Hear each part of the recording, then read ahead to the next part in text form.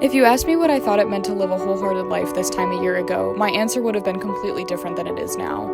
I think I used to live wholeheartedly as if the world was always going to be at my fingertips, like as long as I kept reaching, there was always going to be something for me to cling on to. I was an avid traveler and surrounded myself with people who had big aspirations and the same hunger for experience that I did. And none of that's necessarily bad, until it wasn't possible anymore.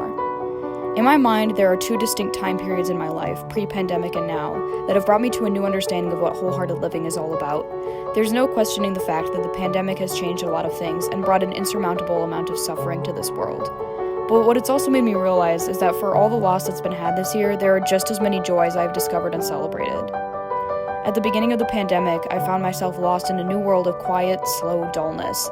In contrast to the way I'd been living before, which was essentially a never-ending whirlwind of extracurricular activities, schoolwork, and late-night hangouts, my home of 17 years almost felt foreign. I turned to the piano as a day-long pastime, something I hadn't really been able to do for the last 2 years. It was like my world just stopped, and piano playing took all my attention and focused it on one place, the 88 keys before me and my own 2 hands. In all this chaos of the world, piano playing was there to show me the key to wholehearted living: balance. See, I'd spent so much time doing things that when I was forced to sit down and take a breath, my life suddenly had a lot more depth.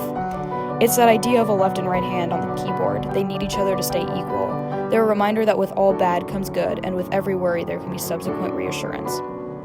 In starting my first year of college, I've challenged myself to live more wholeheartedly than ever. In a world so unpredictable as ours, there's no choice but to consciously appreciate every single day and the challenges it may bring. And by appreciation, I don't just mean feeling grateful. I mean taking the time to feel deeply about every experience. That means smiling when something brings happiness, but also crying when something is sad. See, it goes back to that idea of balance, that not every day can be great, but it's that delicate scale that brings life color and meaning. You stay vulnerable to open up to a balance of emotions, and in that way you allow yourself authentic, sincere living. I play piano every day, and it reminds me of the necessity of equilibrium. Piano playing has been a constant in my life for the last 13 years, and I have to remember to take breaks from old activities so I can make room for the new. I joined Color Guard this year and learned to ride a longboard, all in the pursuit of living more wholeheartedly. For as much work as I do, I make time for leisure with people I love, because sharing your life and love with others makes it all so much more meaningful. Living a meaningful life is all about reaching for new heights, challenging yourself to try new things, and hold close to things you've always loved.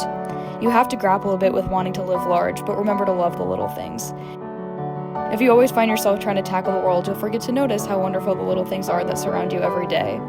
Wholehearted living is mindful harmony in action, the deliberate act of knowing everything could change at any moment and still choosing to make the most of what you have.